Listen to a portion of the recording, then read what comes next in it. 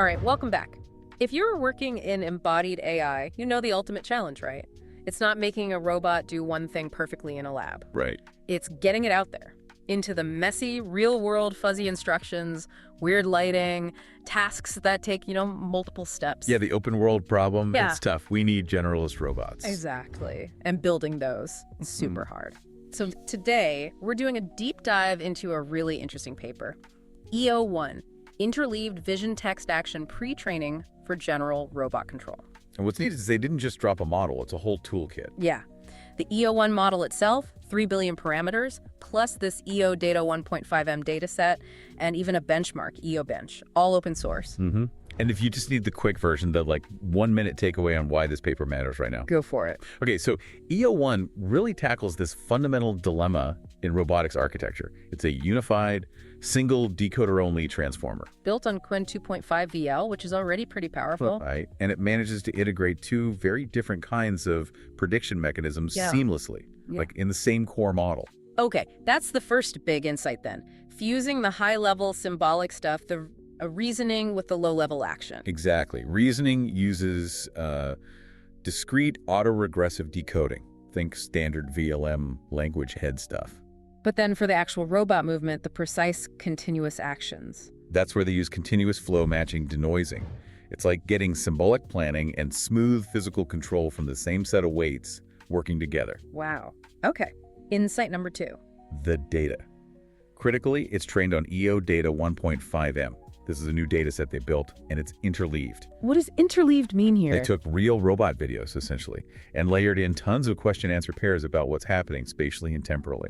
So you're forcing the model to connect the language description directly to the physical action that follows. Precisely, forcing that deep alignment. And the results? Did this hybrid model and special data actually work? Oh yeah, state-of-the-art across multiple benchmarks. On Libero, which is known for really long, tricky tasks, it hit a 98.2% overall success rate. That beats the big names. Okay, 98.2 on Libero is huge. What about reasoning? You mentioned the QA data. Even there, it outperformed models like GPT-4o on the RoboVQA benchmark for embodied reasoning. Seriously, better than GPT-4o on vision language tasks in robotics. On that specific benchmark, yes. Shows the power of the targeted training. Okay, so that's the nutshell. Let's unpack how they actually managed to fuse the symbolic and continuous parts so well. Right. Let's start with the core problem they're solving. Why do we need these generalist policies so badly? Well, the real world isn't scripted, right? Yeah. Robots need to handle tasks they haven't seen, instructions that aren't perfectly phrased, things going wrong unexpectedly. That's the open world challenge. Previous systems were often too brittle. Yeah, I remember those early VLA models, vision language action. They had promise, but often felt limited. They did. And a big part of that, as the paper points out, was the training strategy. You'd take a powerful VLM, fine-tune it on robot actions. And then it would kind of forget the general knowledge, like it became too specialized. Yes, exactly. Catastrophic forgetting, or just semantic degradation. It lost that broad understanding. It inherited because the robot data didn't reinforce general language skills in the same way. Right. It got good at one thing, maybe, but lost its flexibility. So the solution proposed here is this interleaved multimodal pre-training. It's about the structure of the data itself. It's central. The idea is you need data that doesn't just show what the robot did, but integrates text, images, video, and actions in a way that explains the why and how. It forces the model to learn the connections. Okay, let's talk architecture then. The EO-1 model, 3 billion parameters, decoder only, starts with Qwen 2.5 VL. You mentioned the dual prediction mechanisms. How does that work technically? So you have this single transformer backbone. It feeds into two different heads, essentially. Right. For predicting text tokens, like answering questions, generating plans, it uses a standard language modeling head, trained with cross-entropy loss. Very typical VLM stuff. Okay. But then for the robot actions, which are continuous values, not discrete tokens. That's the clever part. They use a flow matching head. It's trained using continuous flow matching denoising, specifically with something called rectified flow. This is much better suited for generating smooth, precise, continuous outputs like joint velocities or end effector poses. So wait, you're optimizing two different kinds of losses, cross-entropy for text, flow matching for actions, but using the same underlying transformer weights. Exactly. Doesn't that risk I don't know, the training, pulling the weights in opposite directions, one task messing up the other. You'd think so, but apparently it works beautifully. The total loss is just the sum of the language loss and the action loss. The parameter sharing seems key. How so? Because the shared backbone forces cross-modal knowledge transfer. The rich semantic understanding from the VLM part can directly inform and improve the precision of the motor control part, and vice versa. And using rectified flow is important too. Why rectified flow specifically? Compared to, say, standard diffusion models, it tends to learn simpler, more direct pathways in the latent space for generating the continuous actions. This makes the action generation faster, more stable, and just generally more efficient during inference. You don't need extra bottleneck layers or action-specific parameters bogging things down. Okay, so elegant architecture, but you stressed the data earlier. EO data 1.5M. Let's dig into that. It's built on top of existing robot data. Yeah, they took about 1.2 million real robot episodes, plus a big chunk of general web data. But the crucial part is this new 1.5 million sample interleaved dataset they created. And that involved adding question-answer pairs. Tons of them. Generated using other VLMs and human reviewers, they annotated the robot episodes with really fine-grained QAs designed to probe understanding. Like what kind of questions? Two main types. First, embodied reasoning data. This covers temporal reasoning like, what's the next logical step? Why did that grasp fail? Yeah. What object is needed for this task? About 700,000 pairs there. And also physical common sense. Wow. And then spatial reasoning data. Yeah. Even more of that. 1.5 million pairs. Things like, where is the red block relative to the blue one? Predict the trajectory of the arm. Point to the object mentioned. Then the interleaved part is putting these QAs into the action sequence. Exactly. That's the second component.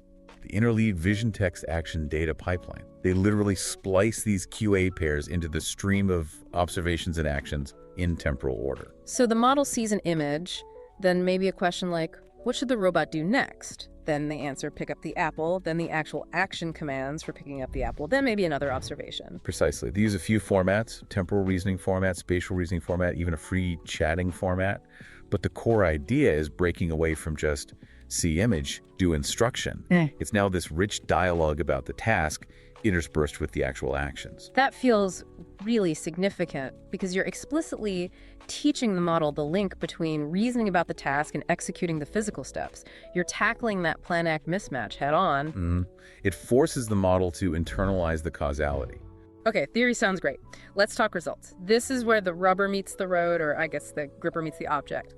Right. So simulated control benchmarks first. Libero. We mentioned the 98.2% overall success rate. Which is just wild for Libero. Those tasks are long and require serious dexterity. How does that compare to other top models? It significantly beats them. OpenVLA, DeepMind's Tully Down dollar winner, Google's GR0T EO-1 is substantially ahead. We're not talking a couple of percentage points. It's a clear leap in capability for these complex, long-horizon tasks. Okay. What about visual robustness? Does it fall apart if the lighting changes or the textures are different? That's what simple N tests. Yeah. And no, it held up really well there too. Consistently, the highest success rates across different visual conditions, like on the Widow X robot variants, it hit around 72.7%. So the VLM pre-training gives it that visual generalization power. Seems like it. It handles domain shifts well. All right, control is solid. What about the reasoning aspect? Did all that QA data actually make it better at understanding the why? Dramatically so.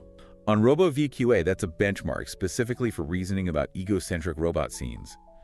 EO-1 scored 58.5 BLUU. And the significance of that score? It's significantly higher than GPT-4o, which scored 47.2 on the same benchmark. Wow. Okay, beating a massive closed-source model on a reasoning task is impressive. It really is. And on their own EO bench, designed to test exactly the kind of reasoning they trained for, it naturally performed best, especially on the temporal and spatial subsets. It confirms the targeted data worked. Okay, simulation and reasoning look good, but the real test is the real world, right? Different robots, real physics. Absolutely. And they tested it on multiple platforms, FrancaPanda, Widow X, Agilebot G1. Across 28 different real-world tasks, it averaged an 86.0% success rate. Which compares how to, say, the baseline. Well, Obsection Dollar managed 68.0% on the same set. So again, a substantial improvement. What kind of real-world tasks are we talking about? Some really complex long-horizon ones, like make breakfast sandwich, 85% success, or sort grocery items, 95% success. These need planning, object recognition, careful handling. Yeah, making a sandwich involves, like, 10 steps. That's impressive for a single policy. Definitely.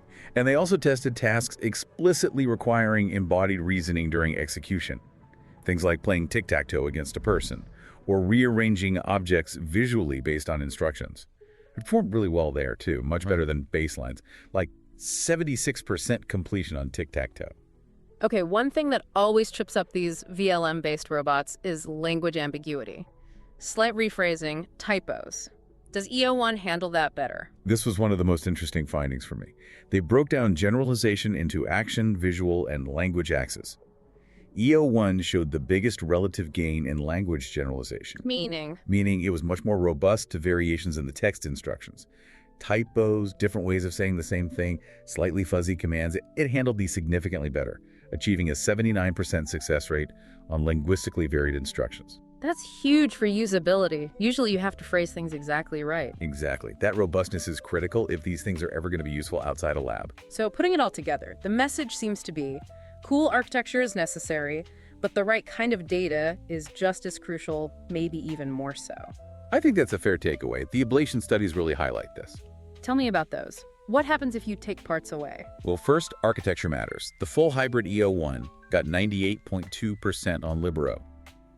But a version they trained using only the standard auto-regressive approach for everything, actions included, called EO-1 Fast, only got 88.0%. Ah, so that 10% difference, that's the precision you gain from using the continuous flow matching specifically for actions. Precisely. It confirms that head is doing important work for control accuracy. What about the data ablation? What if they use different kinds of data?